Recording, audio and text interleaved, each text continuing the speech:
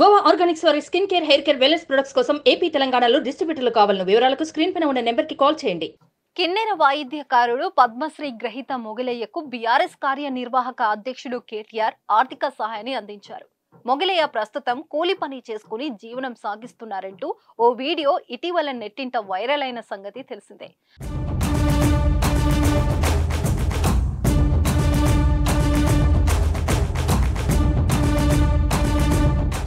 దీంతో స్పందించిన కేటీఆర్ మొగలయ్యను వ్యక్తిగతంగా కలిశారు.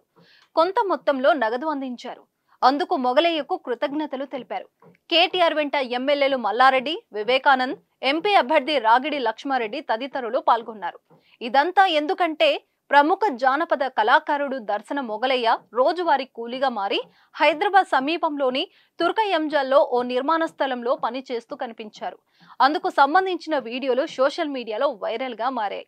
అయితే బీఆర్ఎస్ ప్రభుత్వం తర్వాత సర్కార్ నుంచి మొగలయ్యకు ఆదరణ కరువైందనే పుకార్లు ఊపందుకున్నాయి.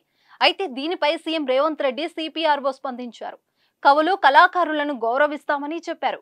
మొగలయ్యకు ప్రతి నెల 20,000 రూపాయల పింఛన్ అందిస్తామని తెలిపారు. నాగర్ కర్నూలు జిల్లా లింగాల మండలం అవసలికుంట దర్శన మొగలయ్య స్వస్థలం.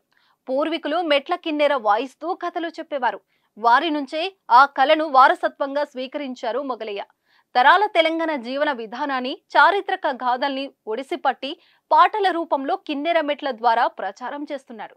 వాయిద్యాన్ని ఇంటి పేరుగా మార్చుకుని కిన్నెర మొగలయ్యగా స్థిరపడ్డారు.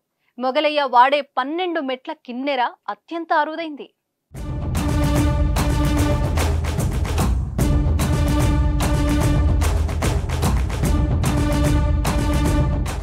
సుమన్ టీవీలో మీ పర్సనల్ అండ్ బిజినెస్ ప్రమోషన్స్ కోసం కింది నెంబర్కి కాంటాక్ట్ చేయండి.